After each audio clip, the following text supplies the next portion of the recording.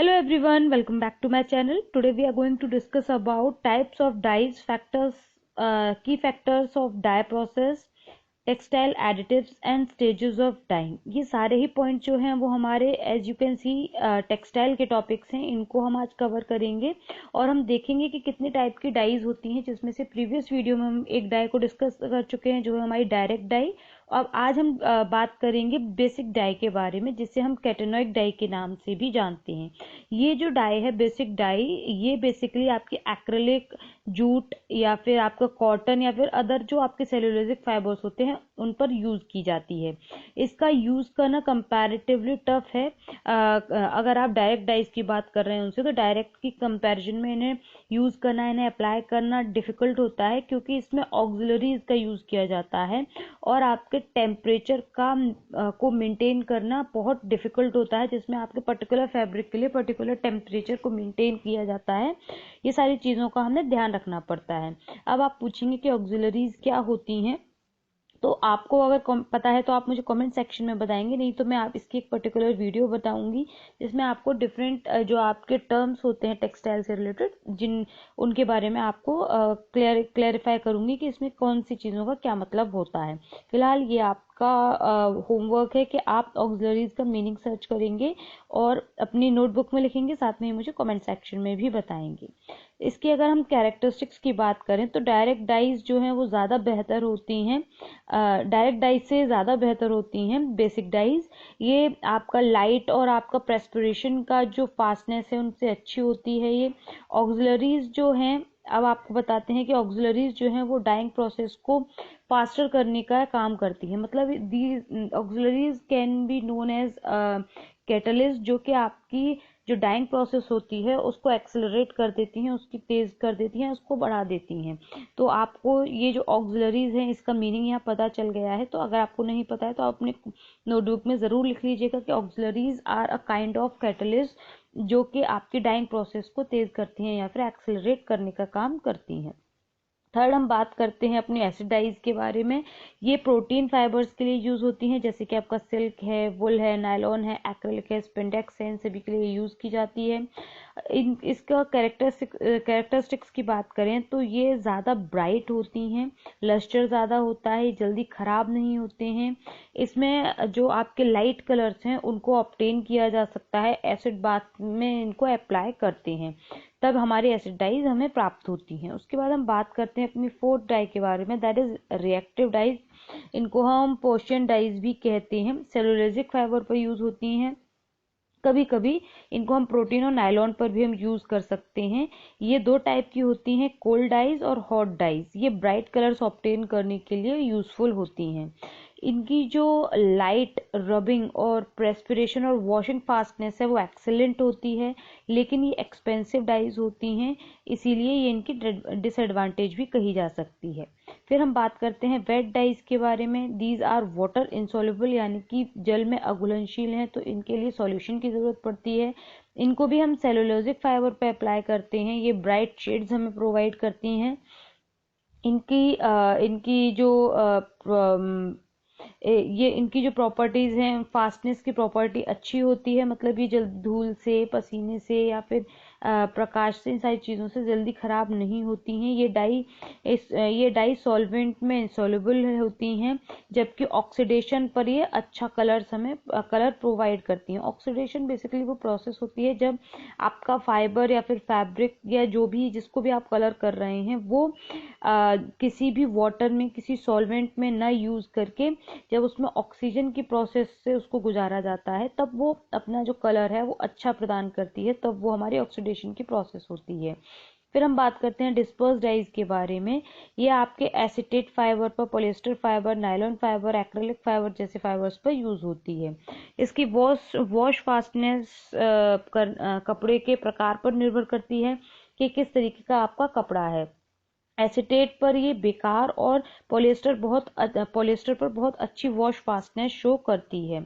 Sulphur dies है next हमारी। Sulphur dies ये ज़्यादातर black, grey, brown, navy blue इस तरीके के जो डल कलर्स होते हैं उन डल शेड्स को ऑब्टेन करने के लिए सल्फर डाइज यूज़ की जाती हैं।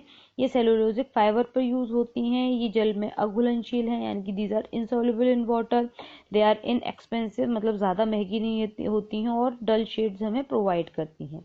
Next we are going to discuss about naphthol dyes, जो कि एजोइक डाइज भी कही जाती हैं। ये आपकी सेलुलोजिक फाइबर पर यूज होती हैं। Red, maroon, yellow, orange colours, ये जो ब्राइट कलर्स हैं वो इससे ऑब्टेन किए जाते हैं और ये कोल्ड डाइज होती हैं।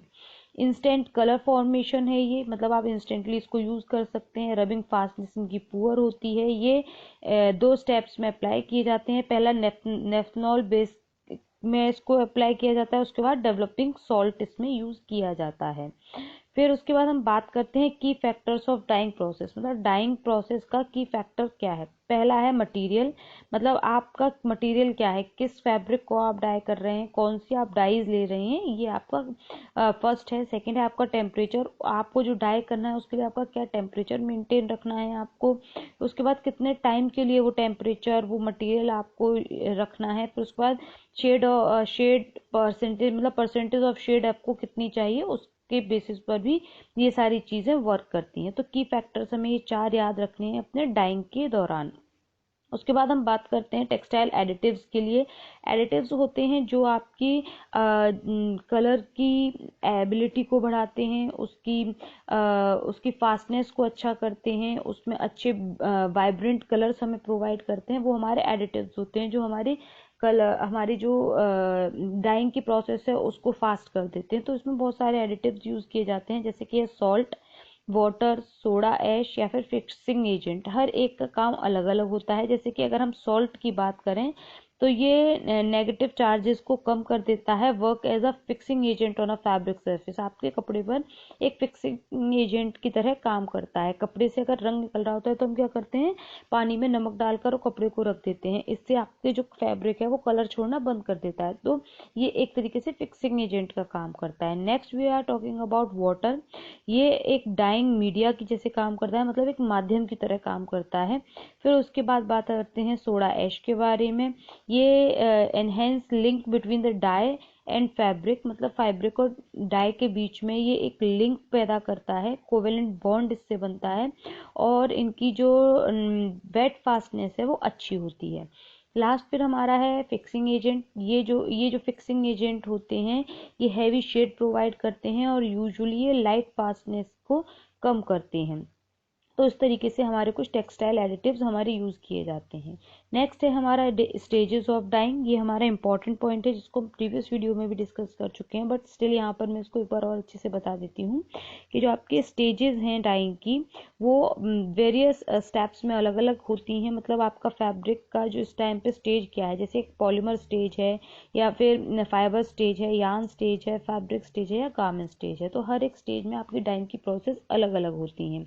पॉलीमर स्टेज की बात करें तो इसमें आप डोप डाइंग करते हैं। वहीं आपकी जो हम फाइबर बन जाता है, उसका जब तंतु बन जाता है तो हम उसमें स्टॉक डाइंग या फिर टॉप डाइंग करते हैं। अगर हम यार्न की बात करें तो यार्न में हमें सबसे ज़्यादा वैरायटी मिलती है, जैसे कि हैंग डाइंग हो गया, पैकेज डाइंग हो गया, वॉप बीम डाइंग हो गया, स्पेस डाइंग हो गया। फिर उसके बाद फैब्रिक की अगर हम बात करें तो एक सेकेंड, हाँ जी, तो फैब्रिक स्टेज में आपको यूनियन डाइंग और क्रॉस डाइंग 2 तरीके से आपको करने को ऑप्शंस होते हैं। फिर उसके बाद गारमेंट डाइंग को आप किसी भी तरीके से किसी भी मेथड में अप्लाई कर सकते हैं जब डायरेक्टली आपको फैब्रिक को डाई करना है। तो इस तरीके से डिफरेंट स्टेजेस में डिफरेंट मेथड्स को यूज करके हम फैब्रिक को या फाइबर को डाई कर सकते हैं। अब जैसे कि अगर हम बात करें, ये मुझे एक ऑनलाइन मिला है जिस पर बहुत ज़्यादा रिलायबल नहीं है, बट स्टिल आप इससे समझ सकते हैं कि किस स्टेज में आप कौन सा मेथड ऑफ डाइंग यूज़ कर सकते हैं। जैसे फाइबर स्टेज में ये बात कर रहे हैं स्टॉक डाइंग के बारे में। वुल, सिल्वर, आप टॉप डाइंग कर सकते हैं, मैन मेड पर आप डोप डाइंग कर सकते हैं, यार्न पर आप डिफरेंट टाइप्स ऑफ यहाँ पर इन्होंने मेथड्स दे रखे हैं जिनको आप अप्लाई कर सकते हैं। ऐसे ही फैब्रिक के लिए, आपके फिनिश प्रोडक्ट के लिए यानी कि आपके गारमेंट के लिए या फिर ब्लेंड फैब्रिक के लिए, तो इस तरीके से डिफरेंट स्टेज में डिफरेंट डाइंग हो सकती है। तो इस तरीके से हमने यहाँ कंप्लीट कर लिया है ये टॉपिक। नेक्स्ट वीडियो में हम लोग बात करेंगे अपने जो सरफेस डाइंग होती है, जैसे कि आपका बाटिक है, आपका टाई एंड डाई है, इन चीज़ों के बारे में। वीडियो अच्छी लगी हो, समझ आई हो तो लाइक करें, शेयर करें, कमेंट करें। If you are a visitor then subscribe my channel. Thank you for watching my video and have a good day. Bye bye.